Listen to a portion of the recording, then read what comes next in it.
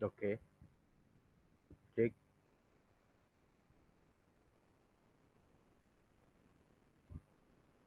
Oke, Assalamualaikum warahmatullahi wabarakatuh. Perkenalkan, saya Muhammad Irfan Huari, NIM 11 18 lima dari Program Studi Informatika Institut Teknologi Kalimantan. Di sini saya akan membahas tentang mata kuliah Tata Kelola Teknologi Informasi tentang analisis annual report pada Bank BCA tahun 2020. Oke, kita awali dengan Bank BCA. Bank BCA PT Bank Sentral Asia Tbk adalah bank swasta terbesar di Indonesia. Bank ini didirikan pada 21 Februari 1957 dengan nama Bank Sentral Asia NV dan pernah menjadi bagian penting dari Salim Group. Dan sekarang bank ini dimiliki oleh salah satu grup produsen rokok terbesar keempat di Indonesia, yaitu Jarum. Oke, kemudian ada the company has IT present in the board of directors. Jadi pada perusahaan BCA terdapat direktur teknologi informasi yang pertama Gregory Hendra Lembong. Di sini beliau meraih gelar Bachelor in Chemical Engineering dari University of Washington, Master in Engineering Economic System dari Stanford University di Amerika Serikat. Kemudian juga Direktur BCA yang bertanggung jawab atas strategi information, teknologi, dan enterprise security. Selain itu juga memantau perkembangan PT Central Capital Ventura, entitas anak yang bergerak di bidang modal ventura. How to company manage IT. Pada Bank BCA mengelola IT mereka dengan konsep sebagai berikut. Yang pertama, memperkuat kapabilitas infrastruktur TI. Yang kedua, memperkuat sistem keamanan, meningkatkan dan keadilan. Yang ketiga, rencana pengembangan di masa mendatang. Kemudian selanjutnya ada struktur organisasi pada Bank Sentral Asia Tbk, yang dimana General Meeting of Stakeholder memilih bagian Board of Director dan Board of Commissaries.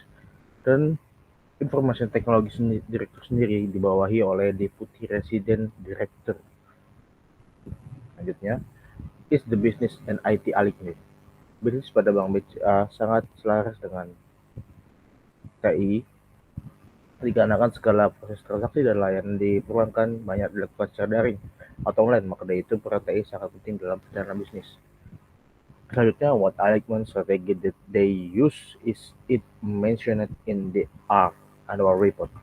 Yes, strategi yang dilakukan BCA berkaitan dengan TI di mana mereka mempunyai rencana untuk masa depan dengan pengembangan lanjutan new data center, high availability system, architecture, all outs and cloud technology.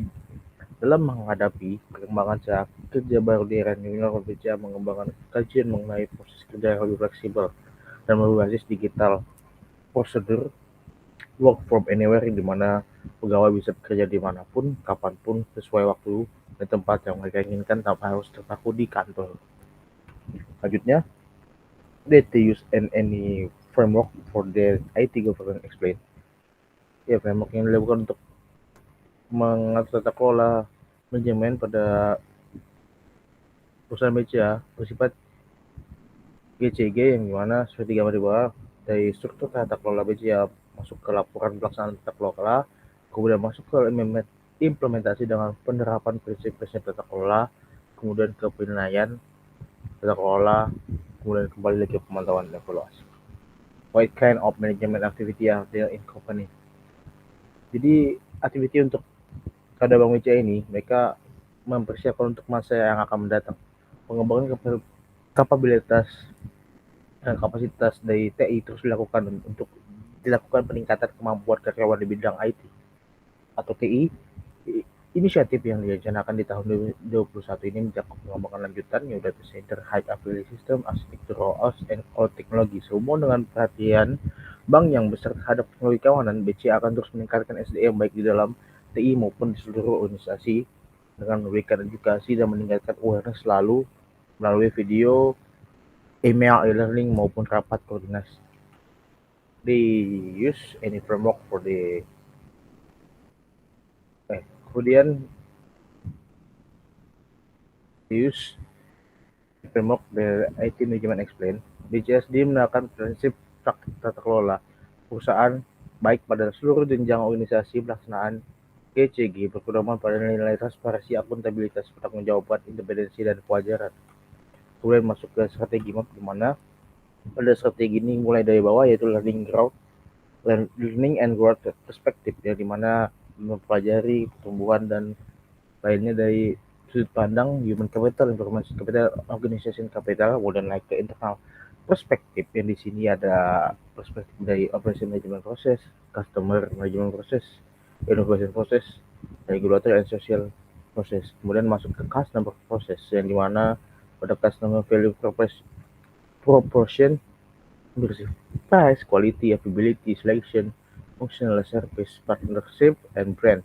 Yang terakhir yaitu financial perspective, yang improve cost structure, increase asset utilization, expand revenue opportunities, and change customer value merah kepada long term stakeholder value.